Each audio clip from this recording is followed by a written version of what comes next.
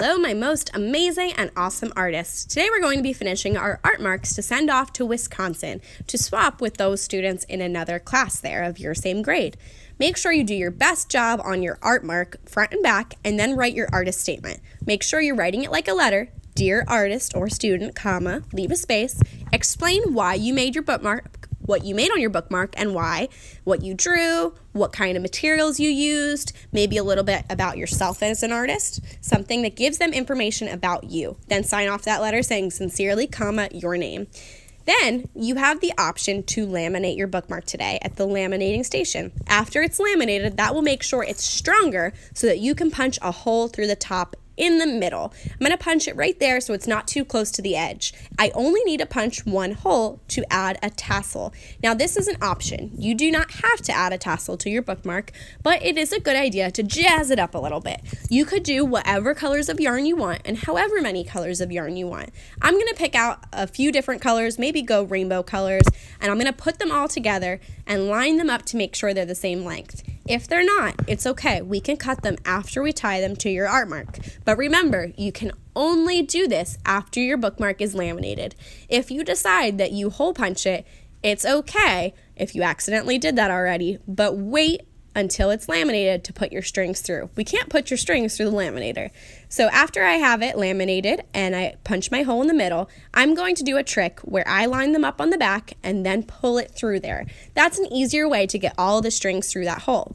Then I'm going to pull them to the middle and I'm going to use both sides to tie a knot. Now I go around that loop and bring all those sides through from one side to the other, go through the loop and pull it through tight. Then I'm going to do it again on top. When you're knotting, you need to do it twice to double knot. Otherwise, it might fall out and all the yarn would be loose. Then I'm going to go ahead and do it one more time. You could even do this with just one string if it's too hard to do with all of them, but only on the double knot. I would suggest doing it with all of them to make sure that that tassel is really secure. You can do as many as you want or as little as you want. When you're done, you can line them all up and then cut off any little edges that might still be a little bit longer than the others. So I'm going to line them up, chop off the ends, make sure they're all even, and I'm good to go. If you're finished with your art mark and your artist statement, you can put them in your table folder. But you also have the option of adding some beads on. If you decide to add beads, you're probably going to only want to put it through one of your strings.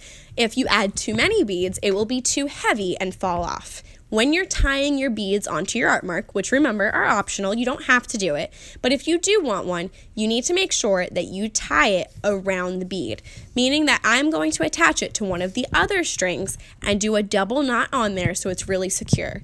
If you just tie a regular knot, it will probably fall right off because it won't be big enough. So I'm tying my knot around that bead to make sure it's really secure and doesn't fall off.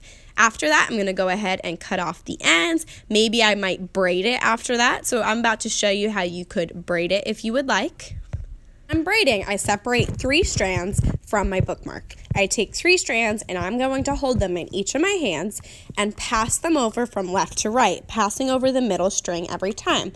It's just like braiding hair if you've ever done that before. You take the 3 strands, whether that's in a group of them or singles by themselves like I'm doing, and you keep passing from your left to your right over that middle strand until it creates a braid all the way towards the bottom.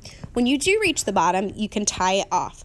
When you tie it off, you're going to do it with all 3 of the strands, make a loop, and put the tail right through and pull it tight. After I do that, maybe I'll do another braid on another strand. But I'm going to show you one more option that you can do on your art mark, and that is creating a pom-pom. To create a pom-pom, I get a bunch of pieces of yarn together of the same length. Then I'm going to take one piece of yarn and tie it together at the middle. I'm tying it very tightly at the center of that pom-pom, and then, or it's not pom-pom yet, then I'm going to tie it through the middle. So I'm attaching it to my art mark through that loop, tying off that loop in a double knot, and then I can take my pom-pom and cut it so that it's a little bit poofier. The more strands you use, the bigger your pom-pom will be, and actually more like a pom-pom. Mine, I didn't use enough. It looks more just like a tassel, and that's okay. But this is one other method that you can do to add a little bit more jazz to your art mark. All right, artists, whatever you do, make it awesome to send to our pen pals in Wisconsin.